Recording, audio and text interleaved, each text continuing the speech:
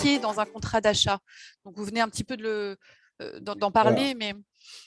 C'est très c'est la suite de ce dont je parlais, c'est-à-dire que très souvent en Israël, la clause d'une annulation de contrat est de 10%.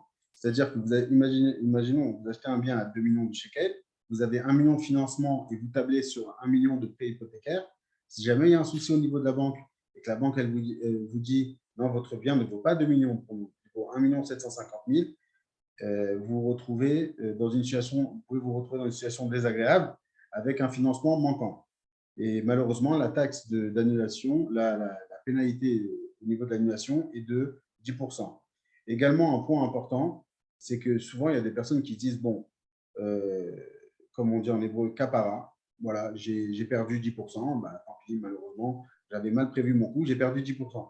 Il faut savoir que dans les contrats de vente, et d'achat, il y a des clauses qui permettent au vendeur ou à l'acheteur, d'accord, parce que des fois, il peut y avoir également des transgressions au niveau du vendeur, il y a des clauses qui permettent de demander dommages et intérêts au-delà des 10%. C'est-à-dire que ce n'est pas simplement j'annule, je paye 10%, on s'arrête là. Non. Malheureusement, la personne lésée peut demander dommages et intérêts. J'ai payé un agent immobilier, j'ai payé un avocat, j'ai peut-être payé des taxes d'acquisition ou de vente, de plus-value, etc. Donc, j'ai eu des frais au niveau de la banque, j'ai fait faire une expertise, etc. Et ça, c'est des choses que la personne lésée est en droit de demander devant un tribunal. Donc, bien faire attention lorsqu'on veut bien se faire accompagner par un bon avocat. Et là, je passerai, parce que j'ai vu une question qui passait sur Zoom tout à l'heure, quels sont les taux pratiqués par l'avocat? Alors, il faut savoir une chose, les taux pratiqués par l'avocat et les honoraires sont libres en Israël. Simplement, vous devez savoir une chose. En général, nous, pour une affaire immobilière, nos services sont évalués entre 1 et 2%, plus TVA.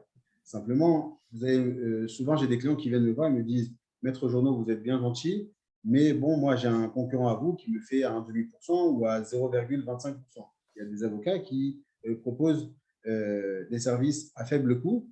Ça, c'est vrai. Le problème, c'est qu'il y a de deux choses l'une.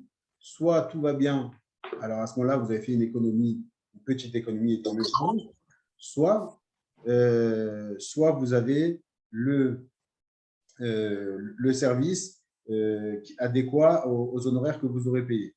Et ça, c'est important que vous sachiez.